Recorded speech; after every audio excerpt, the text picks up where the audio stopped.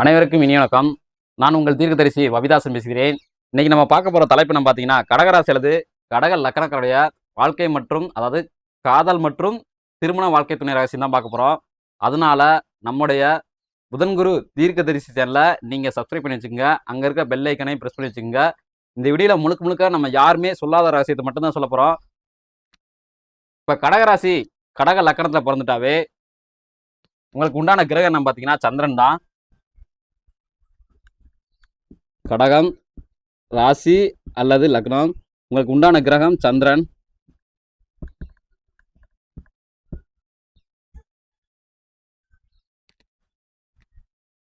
இப்ப இந்த சந்திரனுக்கு இப்ப பாத்தீங்கன்னா இந்த சந்திரனுக்கு ரெண்டு நட்பு கிரகங்கள் இருக்கு. ஒன்னு பாத்தீங்கன்னா புலிகை அல்லது மாந்தி.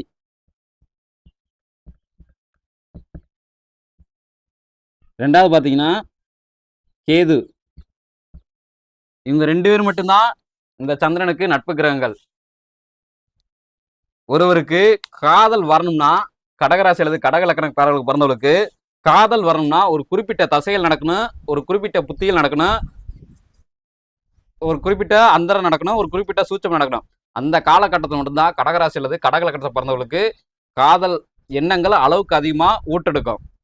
அது என்னன்னு பாத்தீங்கன்னா அந்த காலகட்டம் ஒன்று பார்த்தீங்கன்னா சந்திரன், ரெண்டு பார்த்தீங்கன்னா இந்த தசையில் நடக்கும்போது தான் வெற்றியும் கிடைக்கும் காதலுக்கு. சந்திரன். ரெண்டாவது பார்த்தீங்கன்னா குரு. மூணாவது பார்த்தீங்கன்னா புலிகை. நாலாவது பார்த்தீங்கன்னா செவ்வாய்.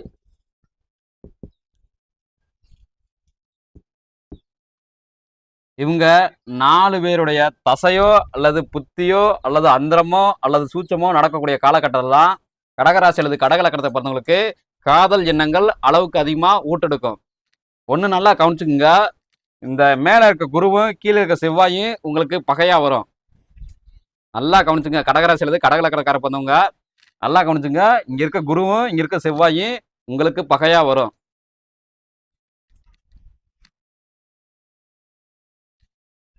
உங்களுக்கு பகையா வரும். அதனால இந்த 2 தசை நடக்கும்போதும் நீங்க காதல் செஞ்சுக்கிட்டு இருந்தீங்கன்னா கொஞ்சம் பார்த்து அந்த காலகட்டத்தில் காதல் செய்யுங்க. ஏன்னா இந்த 2 தசை நடக்கும்போது உங்களுக்கு பிரச்சனைகள் ஏற்படும். இது காலச்சக்கரம்.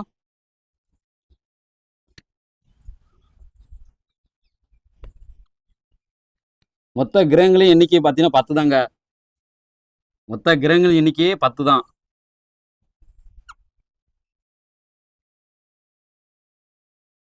அதனாலதான் இந்த வீடியோல நான் முன்னாடியே சொல்லியிருந்தேன், யாருமே சொல்லாத ரகசியத்தை தான் சொல்ல போறேன்னு.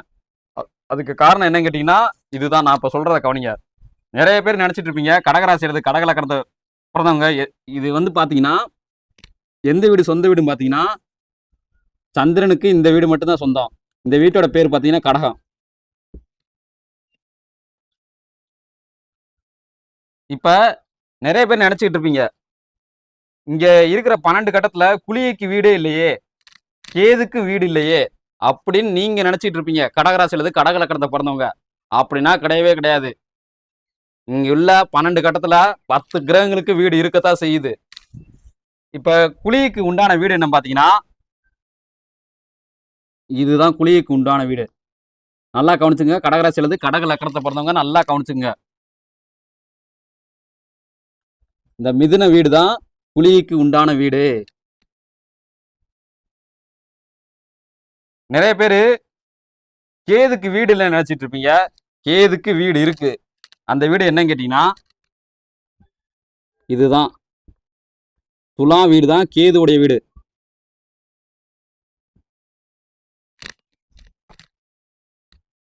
இங்க இருக்கிற துலாம் தான் கேதுவுடைய வீடு.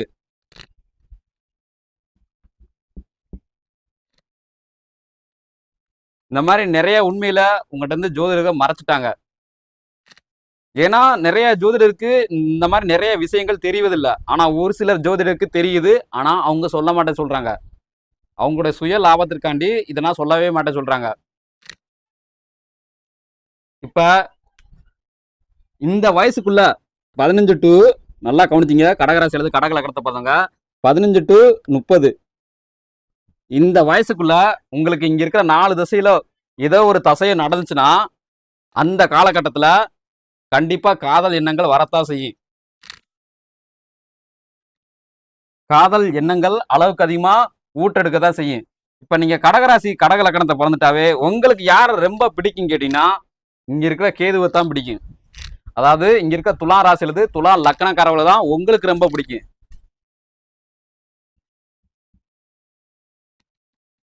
நல்லா கவனிச்சுங்க, கடகராசி அல்லது கடக லக்னத்துல பிறந்தவங்களுக்கு கடக ராசிக்காரர்களுக்கு சந்திர தசை நடக்க வாய்ப்பு இருக்கு. ஆனா கடக லக்னக்காரர்களுக்கு இங்க இருக்க கடக லக்னக்காரர்களுக்கு சந்திர தசை நடக்க வாய்ப்பே இல்லை. ஏன்னா அவங்க பிறந்ததே சந்திரன்ல தான். அதனால கடக லக்கணத்துல பிறந்துட்டாவே உங்களுக்கு சந்திர தசை நடக்க வாய்ப்பே இல்லை. ஆனா கடக ராசிக்காரர்களுக்கு இங்க சந்திர தசை நடக்க வாய்ப்பு இருக்கு, 100% வாய்ப்பு இருக்கு. இப்ப இந்த 4 தசை நடக்கக்கூடிய காலகட்டத்தில் தான் உங்களுக்கு காதல்ல வெற்றி கொடுக்கும் சொல்லிட்டேன். இப்ப இந்த கேதுவுடைய குணங்கள் என்னென்னு பாத்தீங்கன்னா, துளாராசி அல்லது துலா லக்னங்களுடைய குணங்கள்னா என்னென்னு பாத்தீங்கன்னா,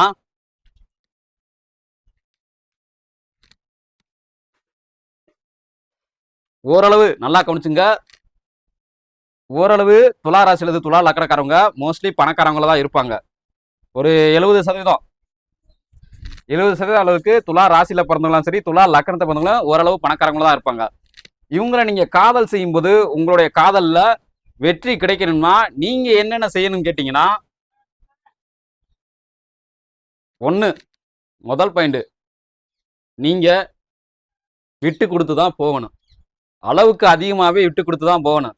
ஏன்னா இங்க இருக்கிற கேது கிரகம் எப்படி சொல்றது, கொஞ்சம் அறிவு கொஞ்சம் கம்மியாக தான் இருக்கும். ஆனா ஆணவம் அளவுக்கு அதிகமாகவே இருக்கும். இது நீங்க லவ் பண்ண தொட்டிக்கும் தான். மொத்தமா நீங்க லவ் பண்ணி மேரேஜ் பண்ணிட்டீங்கன்னா மொத்தமா டோட்டலாவே மாறிடும். ஏன்னா சந்திரன் மிகப்பெரிய ஒரு வலிமையான கிரகம்.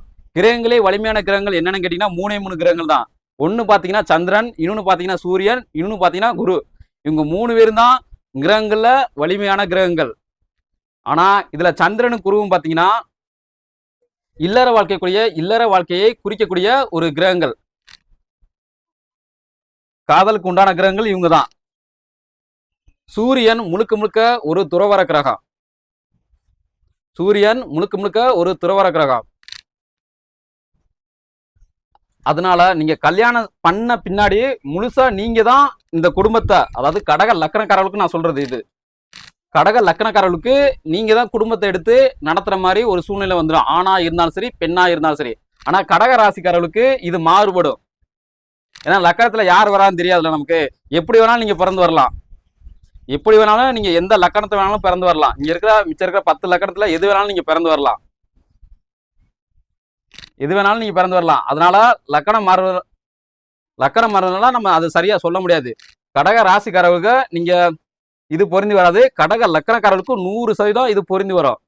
இவங்க நீங்க காதல் செய்யும் போது கடக ராசிக்காரர்களா இருந்தாலும் சரி, கடக லக்கணக்காரர்களா இருந்தாலும் சரி, இவங்களை நீங்க காதல் செய்யும் போது இவங்களுடைய இருக்கக்கூடிய குணங்கள் 2 சொல்லிட்டேன். 3வது பாத்தீங்கன்னா இவங்க கொஞ்சம் சாதி அல்லது மதம் இந்த மாதிரி பற்று கொஞ்சம் இவங்களுக்கு அளவுக்கு அதிகமாகவே இருக்கும். அதனால நீங்க கடகராசி அல்லது கடக லக்கணத்தை பிறக்கும் போது இவங்களை நீங்க காதல் செய்யும்போது கொஞ்சம் பார்த்து ஜாக்கிரதையா காதல் செய்யுங்க. ரொம்ப அளவுக்கு மீறி அங்கே கேது உச்சமா இருந்துச்சுன்னா அவங்க பிறப்பு நிலையில கண்டிப்பா உங்ககிட்ட சாதி பார்ப்பாங்க, கண்டிப்பா உங்ககிட்ட மத உணர்வு பார்ப்பாங்க. அதனாலேயே உங்களுடைய காதல் அளவுக்கு அதிகமா தோல்வியை தான் சந்திக்கும். ஏன்னா திருமணம் 2வது திருமணம் நடக்கக்கூடிய கிரகங்கள் என்னன்னு கேட்டீங்கன்னா அதுல சந்திரன் தான் வந்து நிற்கும். ஏன்னா உங்களோட குணங்களை கொஞ்சம் ஏற்க தயங்குவாங்க. ஆனா கல்யாணம் ஆயிடுச்சுன்னா மொத்தமா ஏத்துக்குவாங்க, அது வேற விஷயம். காதலாகி திருமணமான பிறகு உங்களை மொத்தமா ஏத்துக்குவாங்க. அது தொட்டியும் கொஞ்சம் மன சங்கடம் அந்த மாதிரி பிரச்சனைகள் வரத்தான் இருக்கும். அதை நீங்க அனுசரிச்சு போயிட்டீங்கன்னா உங்களோட காதல்ல வெற்றி கிடைக்கும். இவங்களை நீங்க லவ் பண்ணணும்னா கொஞ்சம் புரிஞ்சுக்கிறதே கொஞ்சம் கஷ்டமா தான் இருக்கும். ஆனா நீங்க புரிஞ்சுக்கிறவங்க, ஏன்னா உங்களோட மனநிலை அப்படித்தான் இருக்கும். உங்களோட மனநிலை எப்படி இருக்குன்னா ஒரு நிலையற்ற மனநிலை இருக்கும். இப்போ நினைப்பீங்க, அப்புறம் நினைப்பீங்க. அப்படிப்பட்டவதான் நீங்களுமே. அப்படி எண்ணங்கள் கொண்டதான் நீங்களே. அதனால உங்களுக்கு இவங்க செட் ஆவாங்க. ஆனா இவங்கள காதல் செய்யும்போது மட்டும் நீங்க கரெக்டா பார்த்து காதல் செய்யணும். இல்லாட்டா கடக ராசி அல்லது கடக லக்னக்காரர்களுக்கு கண்டிப்பா காதல் தோல்வி ஏற்படும். ஏன்னா இந்த மாதிரி எண்ணங்கள் கொண்டவங்க தான். அவங்க வந்து பாத்தீங்கன்னா கிட்டத்தட்ட கேது ரொம்ப உச்சமா ஆயிடுச்சுன்னு வச்சுக்கோங்க. அவங்க மிகப்பெரிய தீவிரவாதிகளா கூட இருப்பாங்க. அவங்க வந்து எப்படி சொல்றது? பணக்காரவங்க தான். ஆனா அவங்களுக்கு இருக்கிற எண்ணங்கள்லாம் பாத்தீங்கன்னா மிகப்பெரிய கொஞ்சம் கெட்ட எண்ணங்களா இருக்கும். கேது உச்சமாயிட்டா நான் சொல்றது கேது உச்சமாயிட்டா. கேது கொஞ்சம் உச்சமாக இருக்கிற ஓரளவு நல்லவங்களா தான் இருப்பாங்க. கேது ரொம்ப உச்சமா ஆகாது மேக்சிமம். ஒரு மாசத்துல துலா ராசி அல்லது துலா லக்னத்துல பிறக்கிறவங்க ஒரு 30 பேர் 40 பேர் ஒரு 40 பேர் பிறக்காங்கன்னு வச்சுக்கோங்க. அதுல 10 பேருக்கு மட்டும்தான் கேது உச்சமாகும். மிச்சம் 30 பேருக்கு கேது உச்சமாகாது. அதனால நீங்க பயப்படணும், பெரிய அளவுக்கு பயப்படணும் அவசியம் இல்ல. நீங்க அந்த 10 பேர்த்த காதலிக்காம இருந்தா அதுவே பெருசுதான். அப்படி காதலிச்சிட்டாலும் அவங்க சொல்றது அந்த காதல் அல்லது கல்யாணம் வரைக்கும் வரைக்கும் கொஞ்சம் பொறுமையாவே இருங்க. கல்யாணம் பண்ணிட்டீங்கன்னா அடுத்து உங்களோட ராஜ்யம் தான். ஏன்னா சந்திரன் தான் மிகப்பெரிய கிரகங்கள். 3 கிரகங்கள் தான் மிகப்பெரிய கிரகங்கள். அதுல சந்திரன் ஒரு ஆளு. அதனால நீங்க குடும்பத்தை ஈஸியா ரன் பண்ணிடலாம். இது உங்களுக்கு பிடிக்கக்கூடிய நபர்கள். இன்னொருத்தவங்க யாருன்னு கேட்டீங்கன்னா உங்களை தேடி வருவாங்க. இங்க இருக்க குளிகை அல்லது மாந்தி.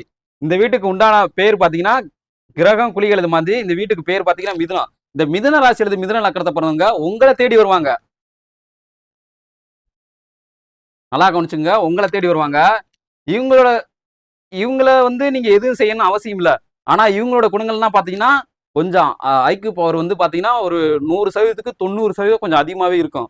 உங்களை விட அறிவுல ஜாஸ்தி இவங்க தான். சந்திரனை விட இங்க இருக்கக்கூடிய நபர்கள் தான் அறிவு ஜாஸ்தியா இருக்கும். குளிகைக்கு தான் ஜாஸ்தியா இருக்கும். ஆனா கேதுக்கு இருக்காது. கேதுக்கு சொல்ற அறிவு கம்மியா தான் இருக்கும். ஆனா குளிகைக்கு அறிவு அதிகமா இருக்கும். ஒருவேளை நீங்க கடகராசி அல்லது கடக லக்கணத்துல பிறந்துட்டா சந்திரன் ரொம்ப ரொம்ப உச்சம் ஆயிட்டா நீங்க யாரை கல்யாணம் செய்யணும்னு கேட்டீங்கன்னா இங்க இருக்கிற மாந்திய மட்டும்தான், அதாவது மிதுன ராசி மிதுன லக்கணக்காரர்களை மட்டும்தான் நீங்க கல்யாணம் செஞ்சா மட்டும்தான் உங்களோட இல்லற வாழ்க்கை சந்தோஷமா இருக்கும். ஏன்னா சந்திரன் ஒரு இல்லற வாழ்க்கை கிரகம். குடும்பத்துக்கு முக்கியத்துவம் கொடுக்கும். என்ன பிரச்சனை இருந்தாலும் அது கண்டுக்காது. வெளியே என்ன நடந்தாலும் அது கண்டுக்காது. யார் எக்கேடு கெட்டு போனா என்ன, நான் மட்டும் நல்லா இருந்தா போதும் அப்படின்னு ஒரு எண்ணம் கொண்ட ஒரு கிரகம் என்ன கேட்டீங்கன்னா அது சந்திரன் மட்டும்தான். அந்த கிரகத்துக்கு கீழே ஆதிக்கத்துக்கு கீழே இயங்கக்கூடிய நபர்கள் நீங்களும் இப்படித்தான் இருப்பீங்க. அதனால சந்திரனும் அளவுக்கு மீறி உங்க பிறப்பு நிலையில உச்சமாயிட்டா இங்க இருக்கிற நீங்க மிதுன ராசியிலிருந்து மிதுன லக்கணக்காரர்களை தான் நீங்க கல்யாணம் பண்ணிக்கணும். அவங்கள நீங்க கல்யாணம் பண்ணும்போது மட்டும்தான் உங்களுடைய இல்லற வாழ்க்கை சந்தோஷமா சீரும் சிறப்புமா இருக்கும். இன்னொன்னு கவனிச்சுங்க. கடகராசியிலிருந்து கடக லக்கணத்தை பார்த்தவங்க இங்க இருக்க மிதுன ராசிக்காரங்க உங்களை தேடி கல்யாணம் லவ் பண்றாங்கல்ல, எக்காரணத்தை கொண்டும் அவங்கள ஏமாத்தாதீங்க. ஏன்னா நீங்க வந்து பணம் பொருளை பார்த்து கொஞ்சம் லவ் பண்ணக்கூடியதான். இங்க இருக்கிற மிதுனம் வந்து பாத்தீங்கன்னா கொஞ்சம் ஏழை. நானே ஒத்துக்கிறேன். மிதுனம் கொஞ்சம் ஏழை தான். ஏழை வீட்டுல தான் பிறப்பாங்க மிதுனம். ஆனா இங்க இருக்க கேது வந்து பணக்கார வீட்டுல தான் பிறப்பாங்க. ஆனா உங்களோட எண்ணங்கள்லாம் எப்படி இருக்குன்னு கேட்டீங்கன்னா ஆடம்பர வாழ்க்கையை பார்த்து அனுதினமும் அனுபவிக்கணும் அப்படி எண்ணம் கொண்ட நபர்களா தான் நீங்க இருப்பீங்க. கொஞ்சம் அந்த எண்ணத்தை மட்டும் கொஞ்சம் குறைச்சுக்குங்க. குறைச்சிட்டா உங்களுடைய வாழ்க்கை முழுசா இல்லற வாழ்க்கை முழுசா நீங்க வெற்றி காண்பீங்க. இல்லற வாழ்க்கையும் சரி காதலும் சரி முழுக்க முழுக்க உங்களுக்கு வெற்றி மட்டும்தான் கிடைக்கும். சந்திரன் அளவுக்கு மீறி உச்சமாயிட்டா நீங்க அழகுல மிஞ்சிருவீங்க. அதாவது ஒளி தோற்றத்துல மட்டும்தான் மிஞ்சுவீங்க. கவர்ச்சி இருக்காது. கவர்ச்சி வேற, முக கவர்ச்சின்னு சொல்றது வேற. அது வந்து குரு கொடுக்கணும். ஆனா குருவும் சந்திரன் சேரும்போது கண்டிப்பா இல்லற வாழ்க்கையில பிரச்சனை தான் இருக்கும். குருவும் சந்திரன் சேர்ந்துட்டாவே இல்ல சந்திரன் குரு பிறந்துட்டாவே ஒரு ஆணோ பெண்ணோ இந்த சேர்க்கையில பிறந்து வந்துட்டாவே அந்த அந்த நபர்கிட்ட இல்லற வாழ்க்கையில கண்டிப்பா பிரச்சனை இருக்கத்தான் செய்யும். இப்ப நான் சந்திரன் அளவுக்கு அதிகமா உச்சமாயிட்டா இருக்குதுல்ல, உங்களோட முகம் வந்து ஆணா இருந்தாலும் சரி பெண்ணா இருந்தாலும் சரி அந்த பௌர்ணமி சந்திரனை போல மின்னும். சந்திரனை போல ஒளி தரும். அந்த ஒளி இந்த மிதுன ராசியிலிருந்து மிதுன லக்கணக்காரர்கள இருக்கும். இவங்க 2 பேத்துல யார் ரொம்ப ஒர்த்துன்னு கேட்டீங்கன்னா இவங்க மட்டும்தான் ஒர்த்து. இவங்க கொஞ்சம் ஒர்த்து இல்லாதவங்க. இவங்க கொஞ்சம் ரொம்ப வெத்துன்னு சொல்லிட முடியாது. கொஞ்சம் ஓரளவு ஒர்த்து இல்லாதவங்க. இவங்க முழுக்க ஒர்த்து. சந்திரன் நான் நல்லா சொல்றேன் கவனிச்சுங்க. கடகராசியிலிருந்து கடக லக்கணத்தை போடுங்க.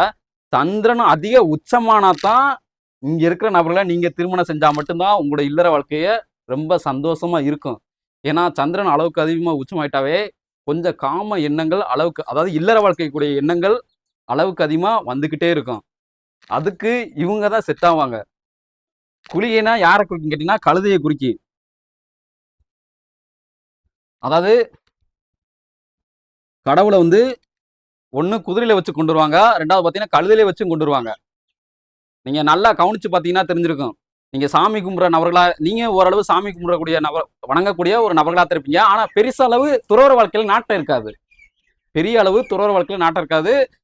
ஆ கொஞ்சம் அளவுக்கு அதிகமா ஆனா இல்லற வாழ்க்கையில நாட்டம் இருக்கும். அதனால தான் சொல்றேன், நீங்க வந்து இவங்கள மட்டும் தான் கல்யாணம் பண்ணணும். ஏன்னா கடவுள் வந்து ஒண்ணு கழுதை மேல வருவாரு, இல்ல இங்க இருக்க குதிரை மேல வருவாரு. குருனா குதிரை. நல்லா கவனிச்சுக்கங்க. கடகராசில இருந்து கடக லக்னத்த பொறந்தவங்க ஆண்களா இருந்தாலும் சரி, பெண்களா இருந்தாலும் சரி, நல்லா கவனிச்சுக்கங்க.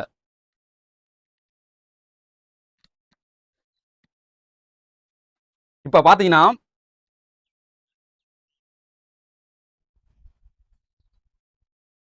இப்ப உங்களுக்கு காதல் தோல்வி எப்படி ஏற்படுதுன்னு கேட்டீங்கன்னா, காதல் தோல்விக்கு உண்டான கிரகங்கள் என்னன்னு பார்த்தீங்கன்னா,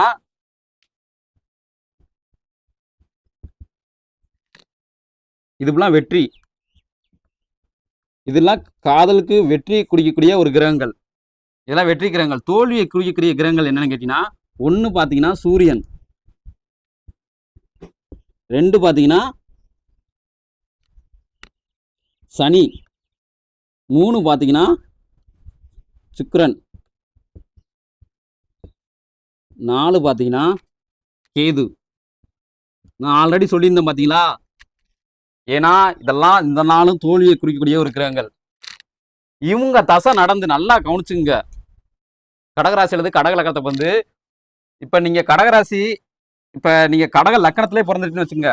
கடக லக்கணத்திலே உதாரணத்துக்கு சொல்றேன்.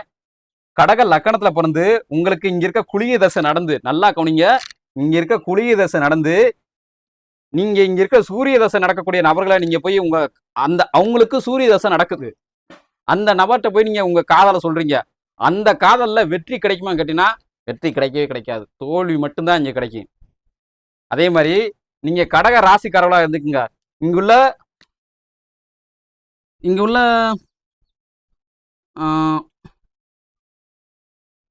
சரி கடக ராசியா இருந்துக்குங்க. இப்ப இது சந்திரன், இது கடக ராசி பிளஸ் பாத்தீங்கன்னா இங்க வந்து என்ன செய்யணும்,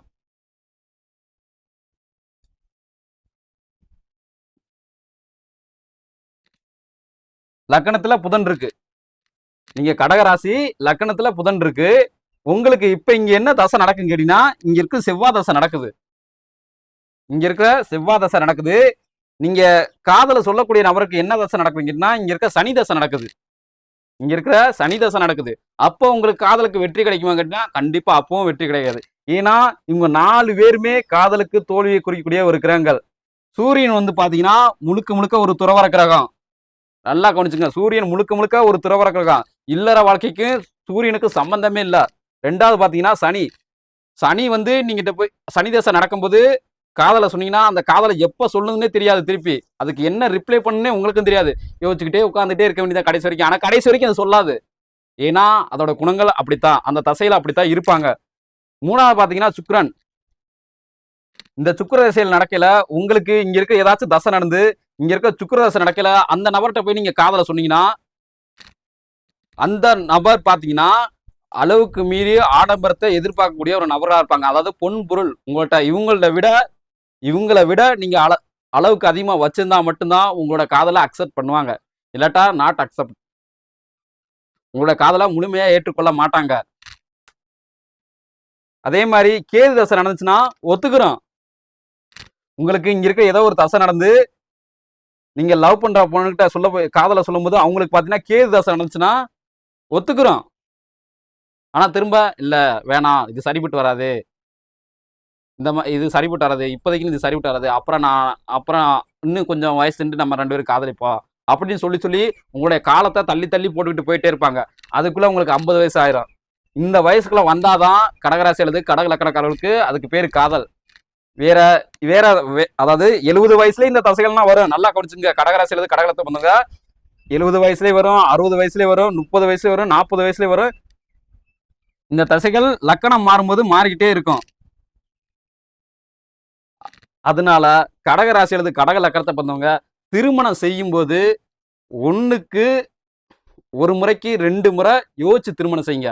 யோசிச்சு நீங்க திருமணம் செஞ்சா மட்டும்தான் உங்களோட இல்லற வாழ்க்கையில 2வது திருமணத்தை நோக்கி பயணம் செய்யவே மாட்டீங்க. இல்லட்டா 2வது திருமணம் நடக்க இங்க 100% வாய்ப்பு இருக்கு. நான் ஆல்ரெடி சொல்லிட்டேன். நீங்க கடகராசி அல்லது கடக லக்கணத்துல பிறந்துட்டாவே உங்களுக்கு திருமண தோஷம் இருக்கு. கடகராசி அல்லது கடக லக்கணத்தை பிறந்துட்டாவே உங்களுக்கு 2வது திருமணமாக 100% வாய்ப்பு இருக்கு. 2வது திருமணம் நடக்கக்கூடாதுன்னு நினைச்சீங்கன்னா நீங்க இந்த மாதிரி செஞ்சா மட்டும்தான் உங்களுக்கு எந்த பிரச்சனையும் வராது. இல்லட்டா கண்டிப்பா பிரச்சனை வந்துகிட்டே தான் இருக்கும். ஸோ இது போல பல அருமையான தகவலை நீங்க தெரிஞ்சுக்கணும்னு ஆசைப்பட்டீங்கன்னா நம்மளுடைய புதன்குரு தீர்க்கதரிசி சேனலை நீங்க சப்ஸ்கிரைப் பண்ணி வச்சுங்க. அங்க இருக்க பெல் ஐக்கானையும் பிரஸ் பண்ணி வச்சுங்க. பாய். மீண்டும் புதிய ஒரு தலைப்பில் சந்திப்போம்.